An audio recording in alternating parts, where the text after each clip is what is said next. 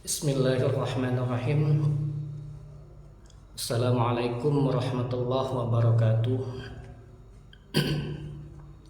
Alhamdulillah, alhamdulillahirabbil alamin.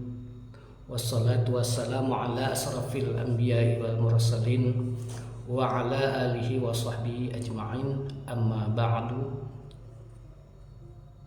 Bismillahirrahmanirrahim. Qul huwallahu ahad, Allahus samad, lam yalid wa lam yulad wa lam yakul lahu kufuwan ahad. Allahumma shalli ala sayyidina Muhammad wa ala ali sayyidina Muhammad.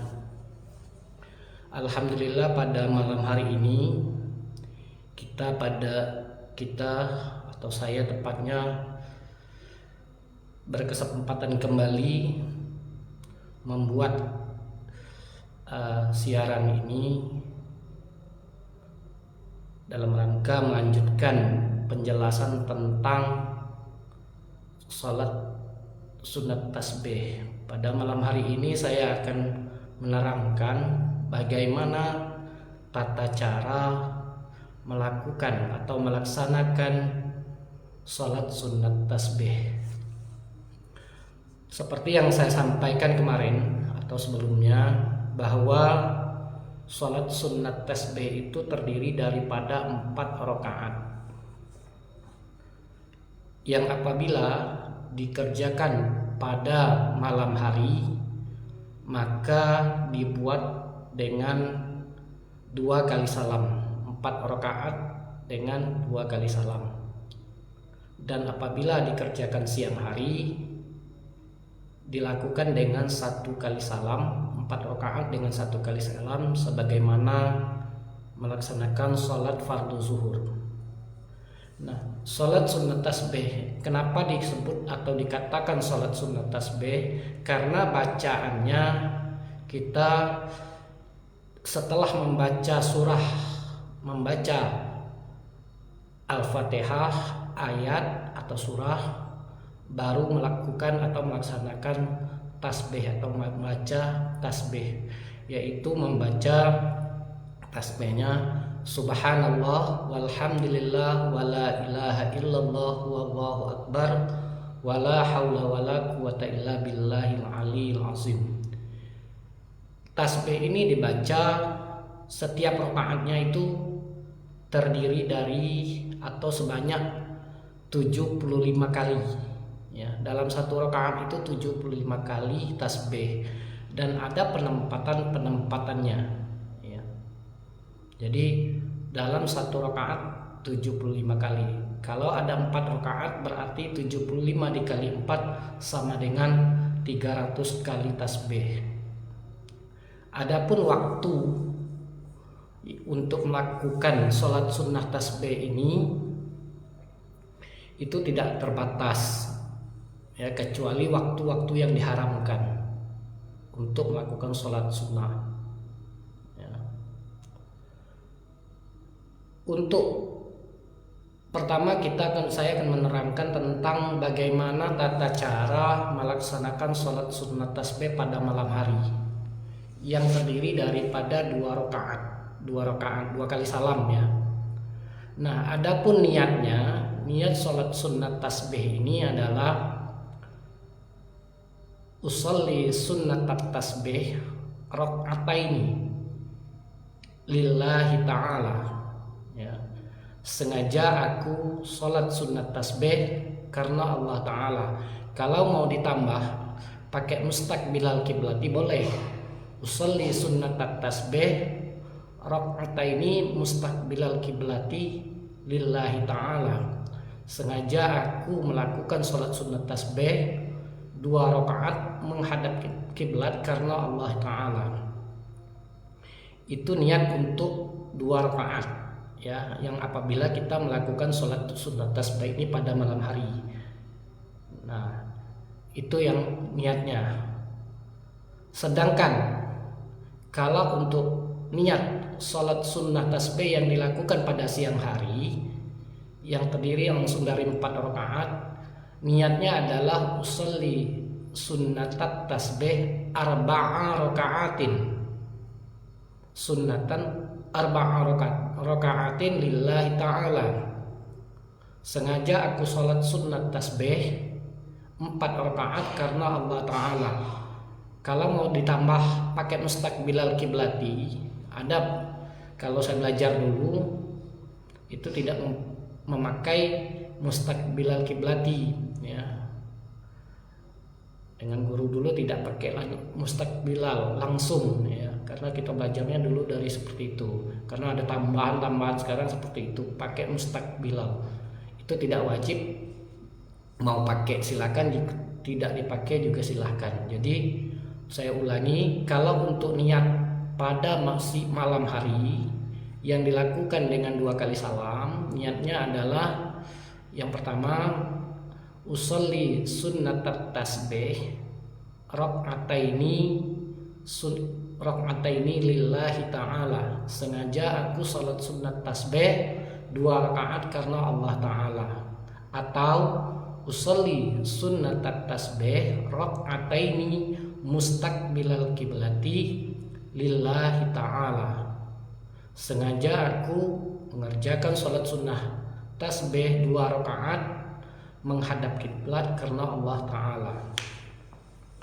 Sedangkan untuk yang siang hari yang langsung 4 rakaat, usolli sunnatat tasbih arba'a raka'atin lillahi ta'ala.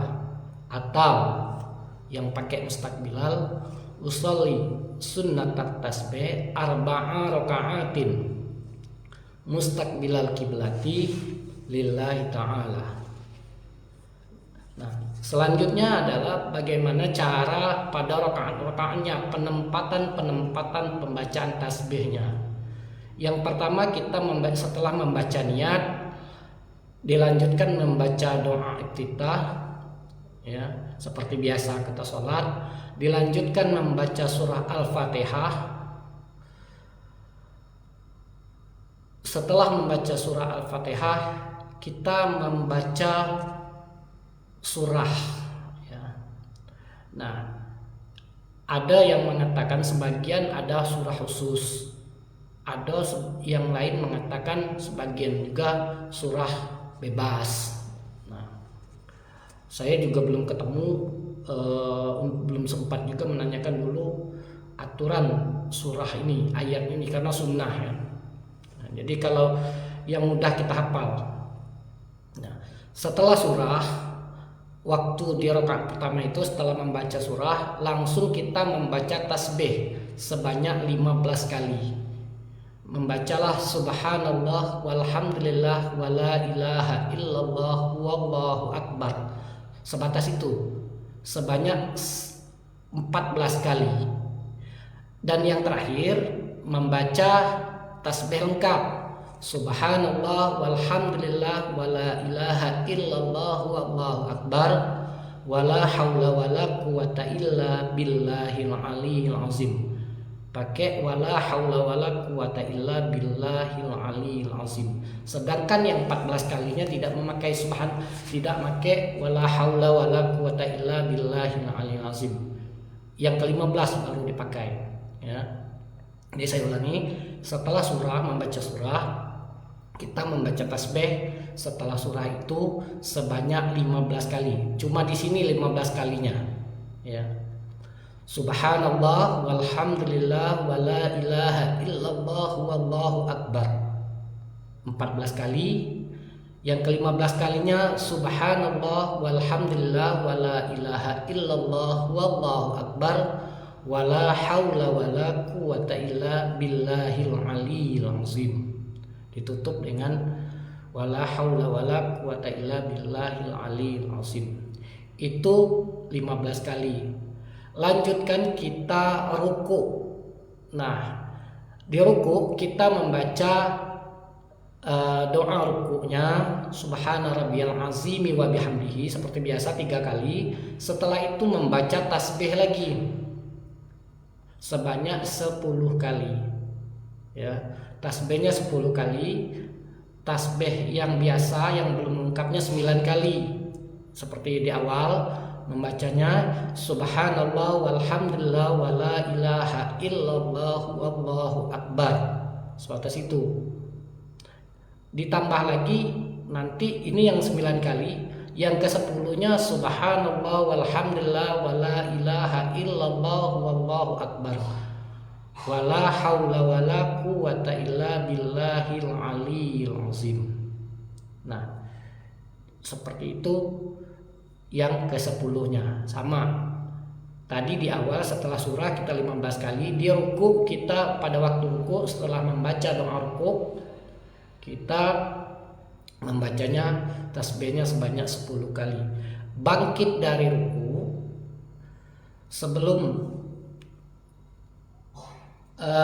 bangkit dari ruku setelah membaca kita langsung membaca doa bangkit dari ruku, ya. Setelah itu langsung membaca tasbih lagi sebanyak 10 kali seperti yang ruku tadi, membacanya jumlahnya 10 kali, 9 kali memakai tasbih tanpa wala haula wala quwata illa billahil aliyil azim.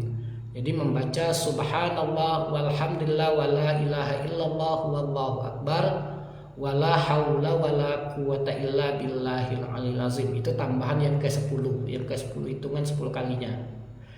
Nah, dilanjutkan sujud. Sujud kita membaca doa sujud. Sujud pertama, setelah membaca doa sujud kita langsung membaca tasbih kembali 10 kali juga. Subhanallah walhamdulillah wala ilaha illallah wallahu akbar wala haula wala quwata illa billahil aliyil azim. Itu tambahan yang ke-10. Yang ke-9 kalinya sama seperti ketika ruku dan bangkit dari ruku, ya. Subhanallah walhamdulillah wala ilaha illallah wallahu akbar 9 kali, ditambah wala haula wala quwata illa billahil aliyil azim yang ke-10-nya. Duduk, bangkit dari sujud, duduk, kita membaca doa, ya, membaca tasbih dulu, ya. Mohon maaf, membaca doa duduk sujudnya, duduk di bangkit dari sujud, ya. Rabbi afirli warhamni wattum alayya ya astagfirullahaladzim wa atubu ilaihi. Membaca doa lain saja, mohon maaf. Setelah duduk kita membaca doa sujud itu, bangkit dari sujud, duduk. Setelah membaca Rabbi afirli warhamni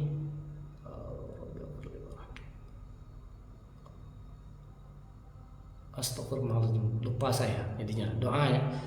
Langsung kita membaca tasbih kembali 10 kali. Sama bacaannya, subhanallah walhamdulillah wala ilaha illallah wallahu akbar wala haula wala quwata illa billahil aliyil azim. Wala haula itu sama pada yang ke-10 kalinya. Langsung sujud kembali sama seperti tadi, membaca 10 kali. Nah, membaca 10 kali baru kita belum bangkit, ya, belum bangkit dari sujud untuk tegak, belum. Duduk tomak nina sebentar. Duduk tomak nina itu membaca 10 kali kembali, ya. Duduk tomak nina membaca tasbih langsung subhanallah walhamdulillah wala ilaha illallah wallahu akbar wala haula wala quwata illa billahil aliyil azim. Seperti itu. Jadi ada terdiri dari 75 kali sudah kita membaca tasbih itu. Yang pertama tadi setelah surah sebanyak 15 kali. Setelah ruku, sewaktu ruku kita membaca 10 kali. Sewaktu bangkit dari ruku kita membaca 10 kali. Ada 35 jadinya. Sujud pertama kita membaca 10 kali, 45. Duduk bangkit dari sujud itu membaca 10 kali, 55. Sujud kembali 10 kali, 65. Ditambah duduk tumak ninah membaca 10 kali, jadi 75 totalnya. total tasbih dalam satu rakaat itu 75 kali. Nah, jadi itu yang dibaca. Sama di rakaat kedua posisinya sama. Hanya yang membedakan adalah tatkala di akhir, ya. Di akhir sebelum kita membaca doa tahiyat, ya. Terakhir itu bukan kita membacanya membaca tasbihnya dahulu, baru membaca tahiyatnya, doa tahiyatnya, at-tahiyatul mubarakatus itu, ya, dan seterusnya.